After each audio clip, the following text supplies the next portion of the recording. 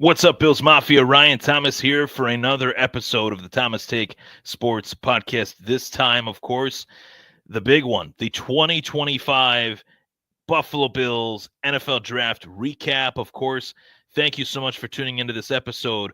But first, before I dive into each and every Buffalo Bills pick presented by 26shirts.com, I'm going to be bringing you the intro. You got to have the intro before the show. So tune into this intro and stay for the rest of the show.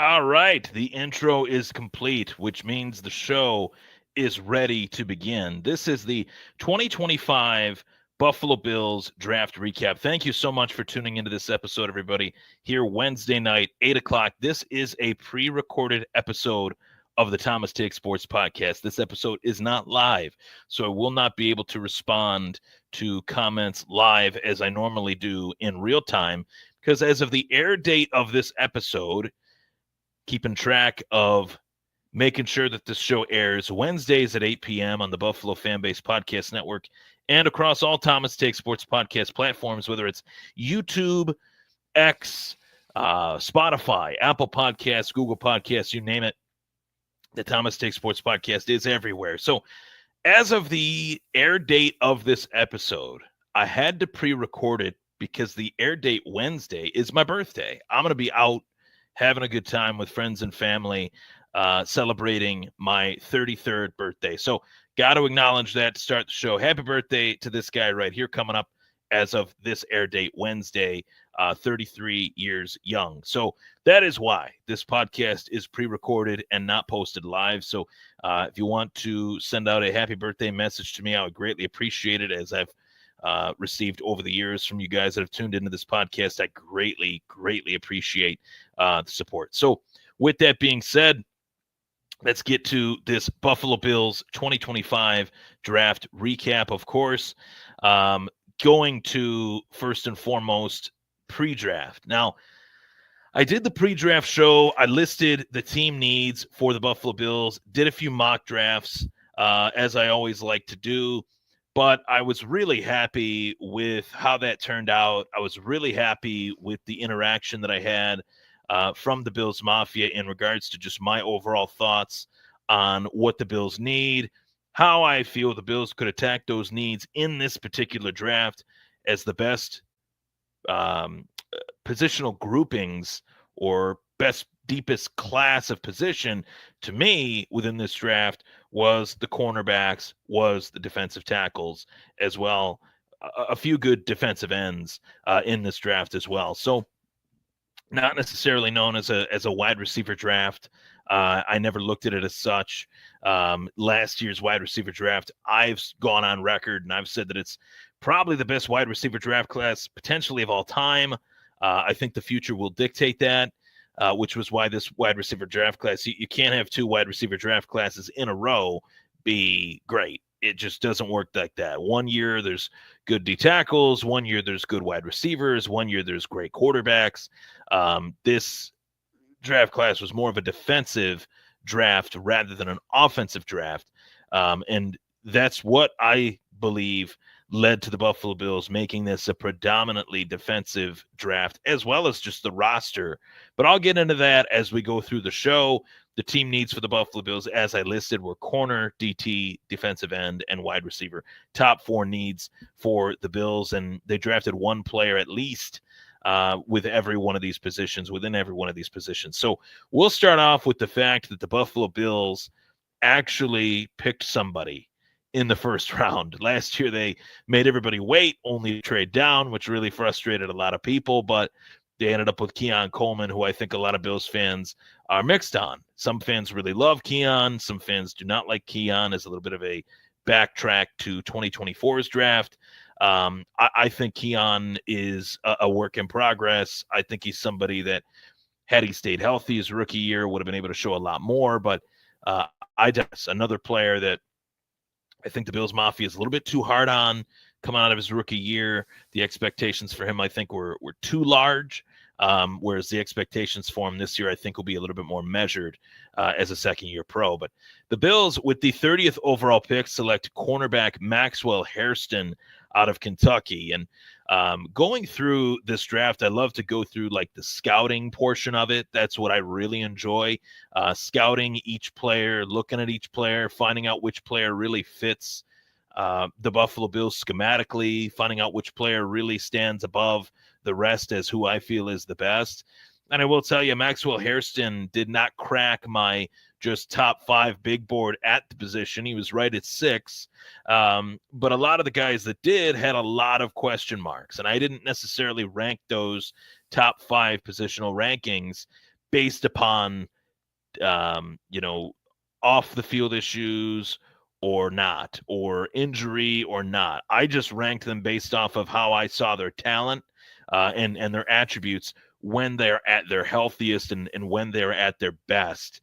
And Maxwell Hairston kind of fell just outside my top 5. And I think a lot of that had to do with the school, playing at Kentucky rather than, let's just say, Bama, rather than, let's just say, Ohio State or something like that. Played at a little bit more of a smaller, not smaller school, but in comparison to those schools, not a Michigan kid, not an Ohio State kid, a Kentucky kid. And that's, a knock that I think sometimes I fall into that trap of looking at that a little bit too much, but then sometimes you could fall into that trap of not looking at that enough. But regardless, the class of corners, the 6th best corner in this draft was probably the 4th or 3rd best last year, or the 2nd or 3rd best next year. This corner class was extremely deep, with guys that have size, guys that have speed, and Hairston fits the latter as far as a guy that has speed.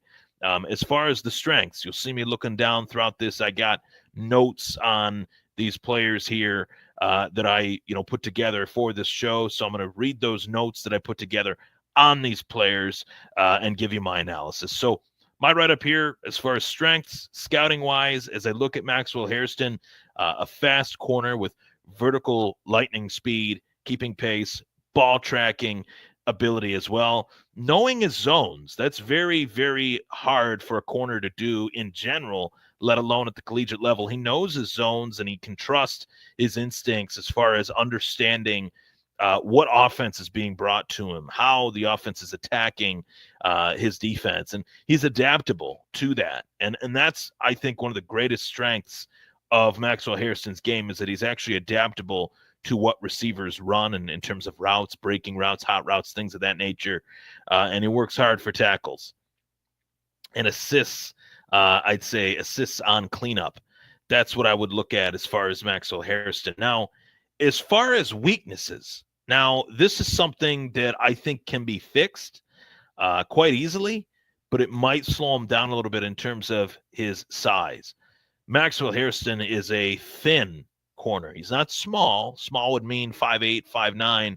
Maxwell Hairston's 5'11". I think he's a safe 5'11". I don't think he's an over-embellished 5'11" like some, but he's thin. Could face difficulty at the NFL level with bigger-bodied wide receivers. I'm talking about the DK Metcalfs. I'm talking about the Jamar Chases. Not in terms of speed. He could definitely hang with those guys. But in terms of being out physical, physicality-wise, can he be out-muscled? As of now, I would say yes. If he were to stay the same size that he is right now, I would say yes in terms of whether he would actually get out-muscled or outworked by those players. Now, that happens, I would say, more oftentimes than not as a new guy comes into the league. He's got to know that he's got to get bigger, right? But 60-40, 60-40 is what I wrote down for his run defensibility. 60-40, 40-60. Sometimes it's there, sometimes it's not. But I couldn't quite say 50-50. I'd say like 60-40 because he has shown that he can grow in that area. He can also show that he tracks the quarterback too long on run plays. So falling victim to maybe a little bit of play action or just looking too long at the quarterback when the quarterback's already given the ball to the running back. That's something that I think I noticed in my watching of film with a guy by the name of Maxwell Hairston, who is now the newest cornerback for the Buffalo Bills. Now, this next day, too, I was at the Buffalo Bandits playoff game. So I only watched night 1 and day 3. So when I see that the Buffalo Bills trade up, I'm kind of scrolling through to see, okay, they trade with Chicago. Who are some guys that are left that they could take that would be immediate impact players? I've said that phrase for years. Immediate impact players, guys that can come in and make an immediate impact, positive to whether it's the offense or the defense. And for me, there weren't many guys across the board that could do that. This was a draft for me that I looked at and said, corner, D-tackle, defensive end. There's a couple here that I really think could make that quote-unquote immediate impact. One of those guys was TJ Sanders out of South Carolina, who the Bills just so happened to trade up for. Now, to break down the trade, the Buffalo Bills traded with the Chicago Bears. Buffalo traded the 56th, the 62nd, and the 109th overall picks to the Chicago Bears for the Bears' 41st selection, the 72nd selection, and the 240th selection. So Buffalo gave up 2 first-round picks to move up what was 15 spots to move down 10 spots. So moving up from 56 to 41, moving down from 62 to 72, and moving down essentially what was 131 picks in the later rounds to move up to take who is, of course, TJ Sanders out of the University of South Carolina. Now, TJ Sanders listed at 6'4", 285 pounds as far as his scouting combine size. This was somebody that I looked at the strengths. I said to myself, okay, great initial burst, a guy that has great rush gap ability on the inside. He's very good at inside run stuffing defense. And this is an area, guys, that the Bills have had a bad or inconsistent run defense for what feels like a decade plus. This is an issue that has really gashed the Buffalo Bills for many years, and they have not had a defensive tackle that could find the gaps to find the running back, find the gaps, leak through those gaps to find the running back. The last defensive tackle pairing that I could say in my lifetime of being a Bills fan that has really stood on that, attribute or those laurels of being those run stuffing defensive tackles that could find the running back were Pat Williams and Ted Washington / Sam Adams. That kind of window of guys that we had there, because Ted Washington was replaced by Sam Adams, and Pat Williams was a guy that the Bills did not want to pay, and ultimately went to the Minnesota Vikings and had a great career there, and spent what felt like a ton of years with the Minnesota Vikings. But TJ Sanders reminds me of a little bit of a smaller version of Pat Williams in terms of his ability to find the running back and be a great defensive tackle in terms of the run defense. I will say, like I said, great initial burst, great rush gap ability on the inside and on passing downs, given that those rushing downs are typically one-on-one. When the passing down, takes place, the offense adjusts to TJ Sanders wanting double team, coverage, I guess you could say, lineman pressure or blocking, I guess you could say, to prevent the pressure from TJ Sanders. So often requires a double team on passing downs. I did put that down, as well as a patient player, guy that really understands the situational down and distance each and every down, and strings together multiple moves on the passing downs. Now, the weaknesses for TJ Sanders, slightly underweight for his NFL defensive tackle position that he is embarking on. 6'4", 284. I'd like for TJ Sanders to get as close to the 300 mark or potentially surpass it without losing that speed, without losing that ability here. And that's very interesting that both first and second round picks for the Buffalo Bills, great players. I think they got a lot of talent, a lot of attributes that do check out in the National Football League, but they need to get a little bigger. They need to get a little stronger as young players in this league. 21 in the case of Hairston, I believe 22 in the case of Sanders. So something to talk about there with those two picks. I think that they were at huge positions of need for the Buffalo Bills, and the Bills were able to make the most out of the board dictating what they pick, and I think they did that. Now, going to the third round selection, now I've always thought the old school analogy of 3 players each draft. You go into each draft with usually at minimum 7 picks. Buffalo came into this one with 10, so you knew some picks were going to get moved.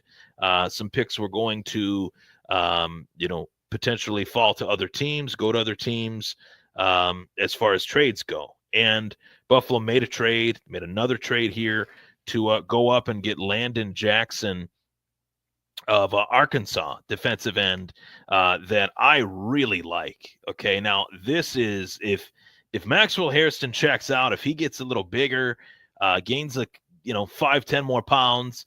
If TJ Sanders gets a little bigger, gains 5 to 10 more pounds, Landon Jackson doesn't have to do much of anything physically. This is not a guy that has to do really a whole lot. He's 6'5", 271 pounds, and he checks off so many boxes for me. I was really happy that the Bills made this pick in the third round. I think this could actually be, based upon where he was picked, and how, where, when, and why he was picked, I think this could be one of the biggest steals for the Buffalo Bills in this draft. So preview city of the steal zone here in the third round, 70th overall. The reason that I like Landon Jackson is that he checks off the starter box for me.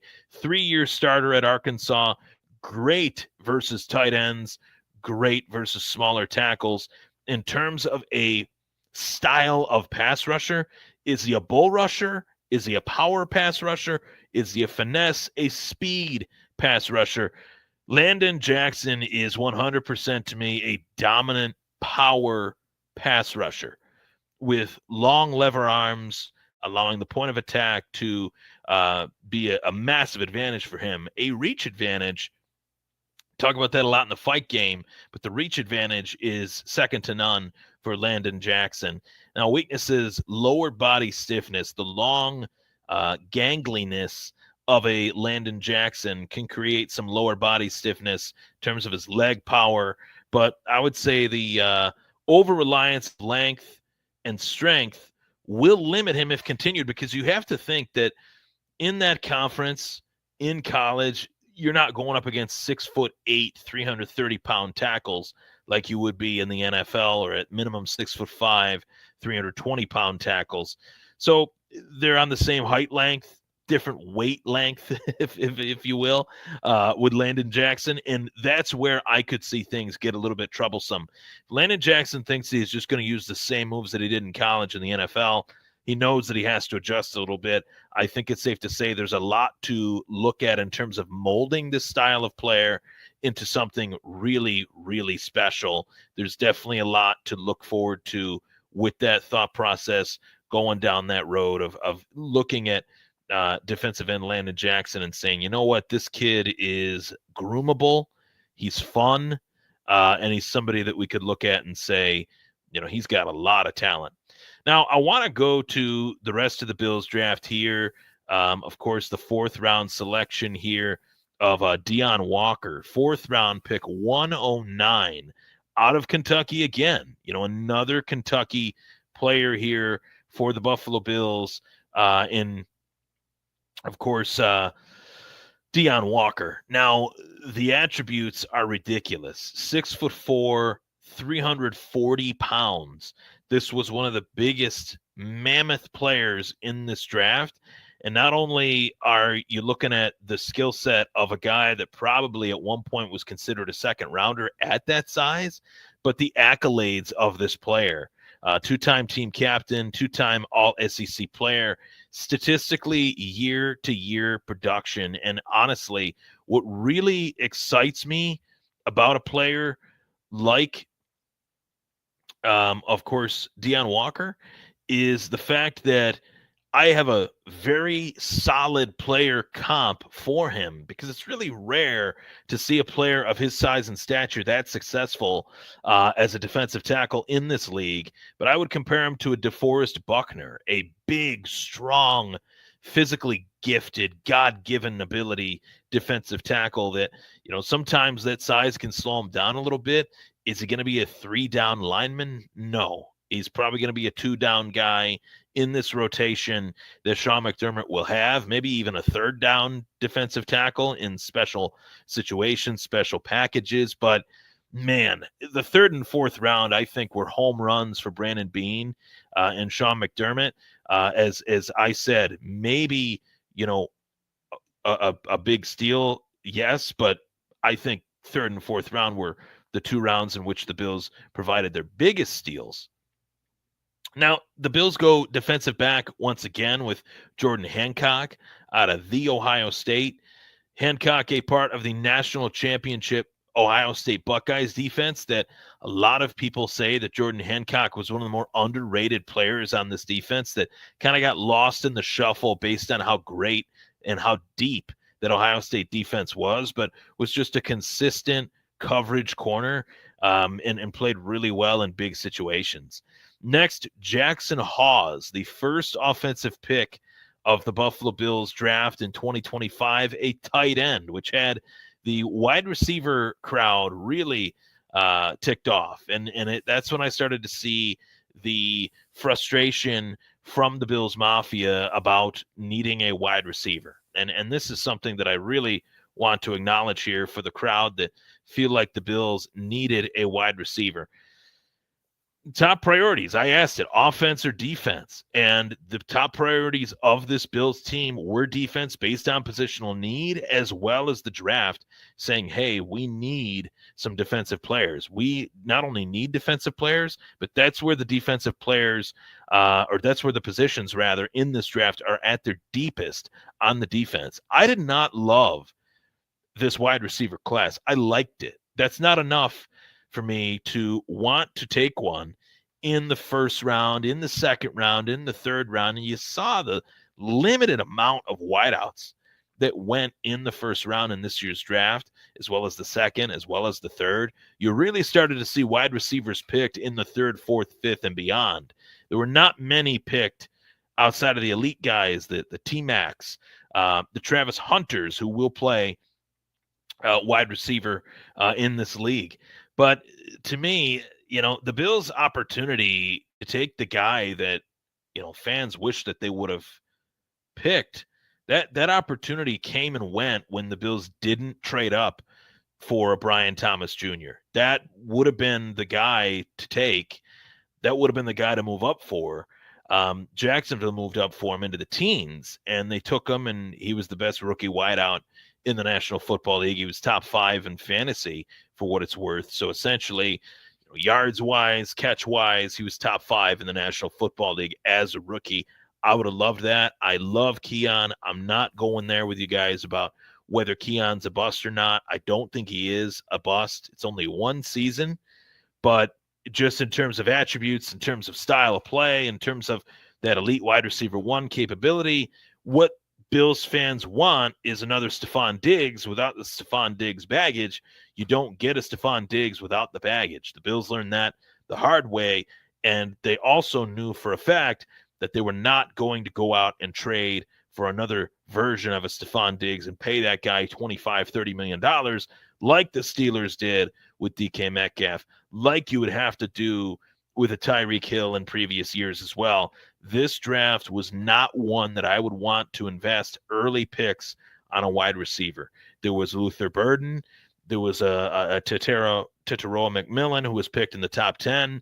Other than that, Travis Hunter as well. Other than that, Isaiah Bond was a wide receiver that I really liked. He didn't get picked at all. He's undrafted. He hasn't even been signed yet as of this recording due to some sexual assault allegations that have not been proven truthful as of yet. So I've always been of the opinion innocent until proven guilty. Why not take a flyer on the guy and, work with him through this process? But they don't want another Matt Araiza situation where you take a player, you have to cut the player due to these allegations, then you lose the player forever. So I understand that. But going on to the next topic of discussion here, as we mentioned, Jackson Hawes of Georgia Tech. Now, this kid is looked at as the best blocking tight end of this draft by far. One of the best blockers. I wonder if they plan on using him, obviously in running situations for sure, but also in special teams, also in terms of the Alec Anderson role of having a more athletic, sixth offensive lineman, so to speak. That could be a possibility as well. Next up, Dorian Strong, the corner out of Virginia Tech. Now, when I looked at Dorian Strong, I thought of him as like a 4th or 5th round type guy. This guy was looked at, even in some cases, as high as a 3rd round type player with great potential to develop. 5 pounds. And as I looked at his draft profile there, if you heard the sound on that, I apologize, but Dorian Strong I look at as a player that could be in that same mold of a Christian Benford, a late round player that could be a starter. And I like the size aspect, and I like the school. I like the school of thought with this pick. Virginia Tech has made some great players, Bruce Smith being one of them, Tremaine Edmonds being another, on the defensive side of the ball that Buffalo have drafted, and that obviously Tremaine Edmonds not in the same breath of greatness as Bruce Smith, but you get the point. 2 former Bills, 2 former players of Virginia Tech drafted by the Buffalo Bills. So next up, Chase Lunt. Chase Lunt out of UConn, the 6th rounder, the 206th selection overall. I look at Chase Lunt as the most underrated offensive lineman of this class. Great ability to run block, great ability to pass block.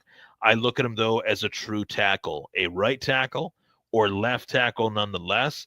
Could be a guy that the Bills groomed to be the next left tackle of this team. God willing, Dion Dawkins stays healthy for the rest of his career, but if he ever doesn't, I think Chase Lunt would be a great backup to, any injury situation at the tackle position.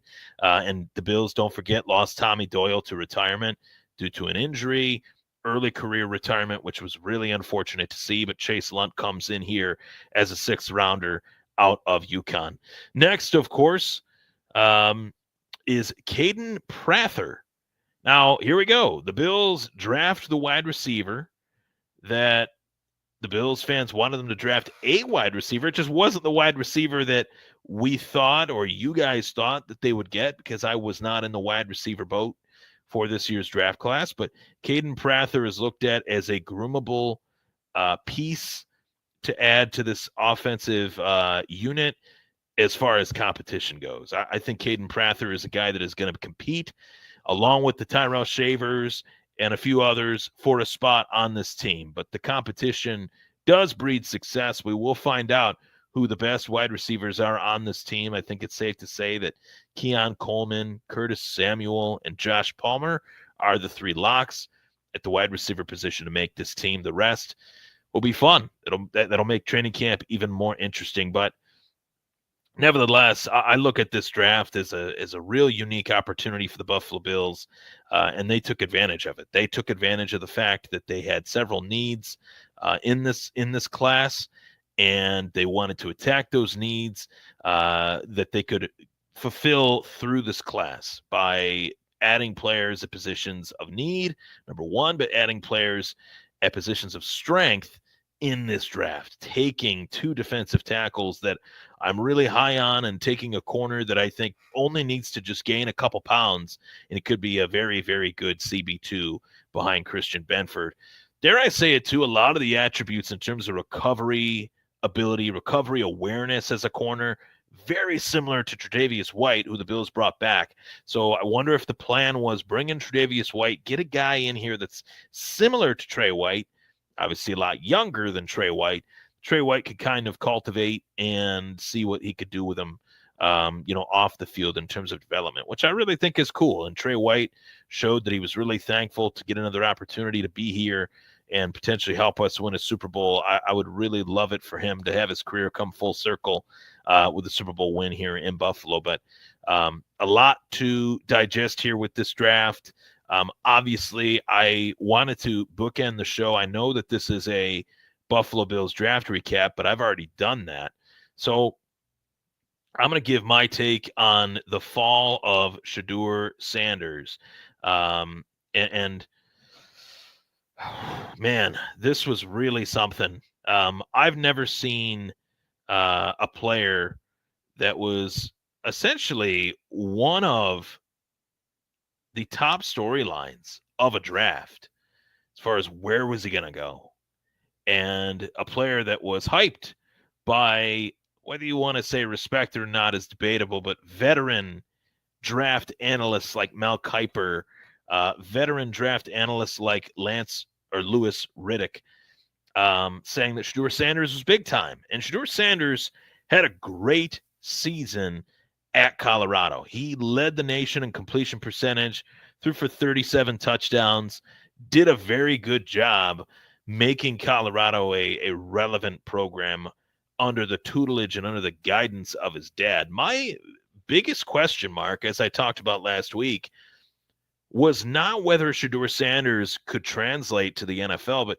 could Shedeur Sanders translate to the NFL without his father, without his dad being his coach? That to me was my biggest question. And he fell out of the first round. He fell out of the second round. That's when I started to feel like things were getting a little ridiculous. I felt like he was a third, fourth round quarterback at worst. He goes 144 overall to the Cleveland Browns. And yes, the Cleveland Browns are a dumpster fire. They're one of the biggest laughingstock franchises in professional sports. They've been for the better part of the last 25 years, since they were brought back into the NFL after they were originally moved to Baltimore by Art Modell in disgusting fashion, I might add. So since that expansion return of the Browns, it has been a quarterback conundrum, to say the least. I think they've started like 30 different starting quarterbacks in 25 years, which is just truly incredible when you look at some of the other teams that have only had 2 or 3 or 1 in the case of, Tom Brady 5 years ago and prior was the only starter in New England Patriots history outside of some suspensions here and there, Deflategate included. Jimmy Garoppolo chiming in, Jacoby Brissett chiming in there, but Peyton Manning in Indy for years, staples, Brett Favre, Aaron Rodgers, you name it, McNabb, Vic, you name it. Meanwhile, Cleveland's going through quarterbacks like, Sox.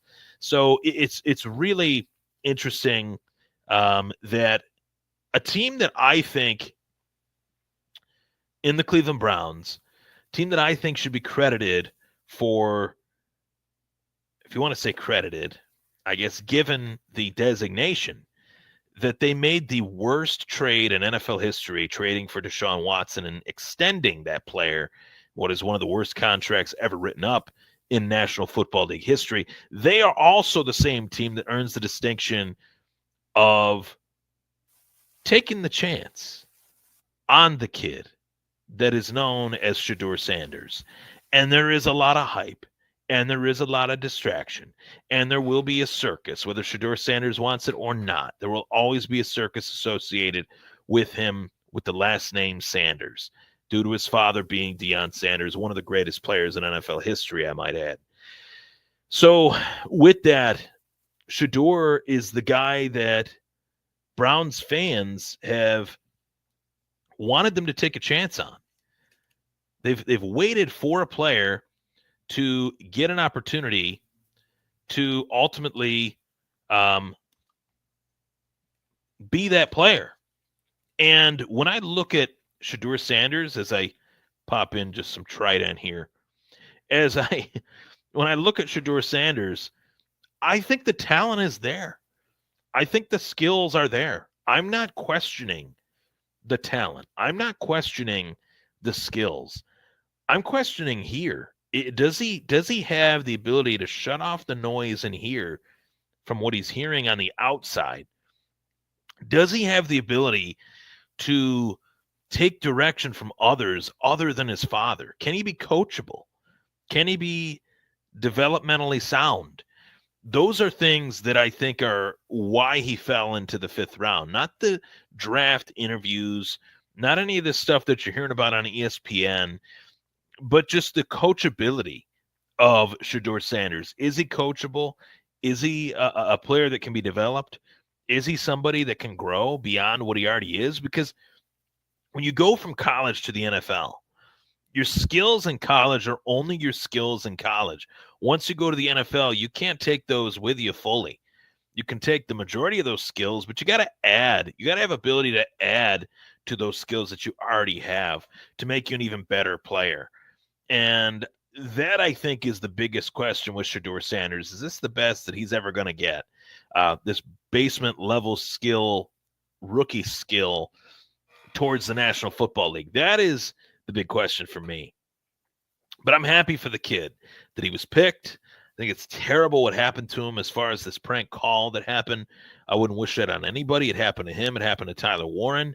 Just not right. But to say the least, he gets an opportunity that I think is a unique opportunity and probably the best opportunity for him in this league to start as soon as possible. You got Joe Flacco, Kenny Pickett, Deshaun Watson, and Shedeur Sanders. I'm missing somebody else. Oh, they took Gilbert out of Oregon as well. They took 2 rookie quarterbacks in this draft and 2 rookie running backs in this draft. So Cleveland knows they got to get young and they got to find a nucleus here to build off of. And maybe Shedeur Sanders can be a part of that. That'd be a really cool story. But nonetheless, I'm Ryan Thomas. That was my take on not only Shedeur Sanders, but my take on the entire Buffalo Bills 2025 NFL Draft.